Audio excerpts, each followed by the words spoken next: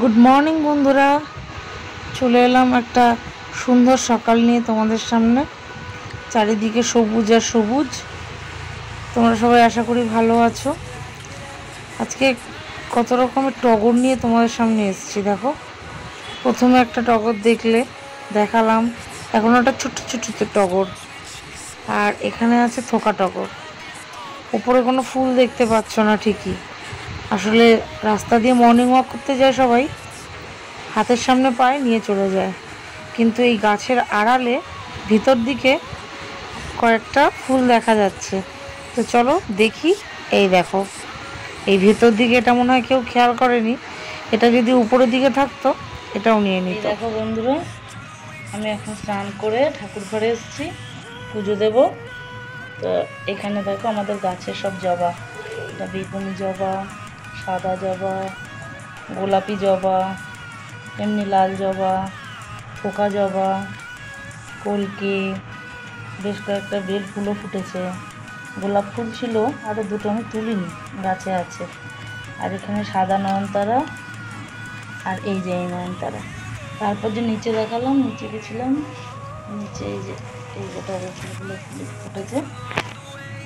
এই যে থোকাটা, এই যে থোকা। অনেক দিন পর একটা ব্লগ তোমাদের সঙ্গে শেয়ার করতে ইচ্ছা করলো। এখন তো সেরকমভাবে ব্লগ করা হয় না, তো আজকে ভাবলাম যে চলো তোমাদেরকে একটা ছোট্ট একদিনের ব্লগ একটু দেখাই। এটা ছিল গত শনিবারের ব্লগ। সকালে বেশ রোদ উঠেছিল, রাত থেকে বৃষ্টি। তো দেখো, তোমাদের তো গাছের 3 রকমের টগর দেখালাম, ফুল দেখালাম, তারপর পুজো হয়েও গেছে। পুজো করে সরাসরি চলে এলাম রান্নাঘরে। এবার রান্নার পালা। বাঁধাকপি কাটা হয়ে গেছে, আগে থেকেই কেটে রেখেছিলাম। শাকগুলো কুচি করে ধুয়ে জল ঝরাতে দিয়েছি। আর এখানে বাঁধাকপির আলুগুলোকেও কেটে রেখেছি। এবার চলো রান্নাটা বসিয়ে দিই। যেসব বন্ধুরা প্রথম আমার এই ব্লগ ভিডিও দেখছো, তাদের যদি ভালো লাগে চ্যানেলটা সাবস্ক্রাইব করে আমাদের পাশে থেকো। আমরাও থাকার চেষ্টা করব। সবাই সবার পাশে থাকলে তবেই তো এগিয়ে যেতে পারবো, তাই না? তো দেখো, প্রথমেই শাক ভাজাটা বসিয়ে দিয়েছি, তো হয়ে এসছে। আর এখানে বাঁধাকপিটা একটু সেদ্ধ করে নিয়েছি, জল ঝরাতে দিয়েছি। আর এদিকে ইন্ডাকশানে মুসুর ডালটা বসিয়ে দিয়েছি, মানে যত তাড়াতাড়ি করা সম্ভব হয়। কড়াইতে তেল দিয়ে, পেঁয়াজ ফোড়ন দিয়ে, 5 ফোড়ন দিয়ে, তেজপাতা দিয়ে বাঁধাকপির আলুটা দিয়েছি, ভালোভাবে ভেজে নিচ্ছি। আর এদিকে তো মশলা একটা বানিয়ে নিয়েছি বাঁধাকপিতে দেওয়ার জন্য।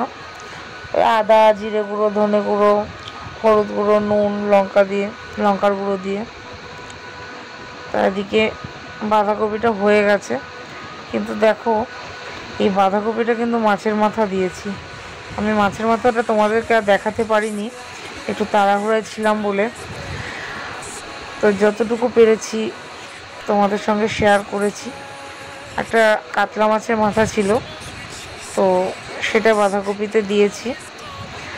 আর রান্নায় হয়েছে আজকে আলাদাভাবে ঢেঁড়স আলুর চচ্চড়ি আর বাঁধাকপি, একটা নিরামিষ আবার আমিষ। তার কারণ আমাদের বাড়িতে নিরামিষ আমিষ দুটোই হয়, তাই মাছের মাথা দিয়ে হয়েছে আর আলাদা হয়েছে। আর এদিকে একটু বেসন গুলে নিয়েছি, একটু পাটপাতা ছিল ফ্রিজে, দেখলাম একটু পাটপাতা ছিল, তো ভাবলাম একটু পাটপাতার বড়া করে ফেলি। রাতে যা বৃষ্টি হয়েছিল, তো ভেবেছিলাম সকালে যদি এরকম বৃষ্টি থাকে তাহলে খিচুড়ি বানাবো, সাথে বাঁধাকপির তরকারি। কিন্তু না, খুব রোদ উঠেছে। কিন্তু দূরে দেখো, ভীষণ কালো একটা মেঘ আসছে, জানি না কতটা বৃষ্টি হবে। আর এই দেখো, মেয়ের আবদারে আবার বিকালবেলা একটু বানিয়ে ফেললাম মোমো।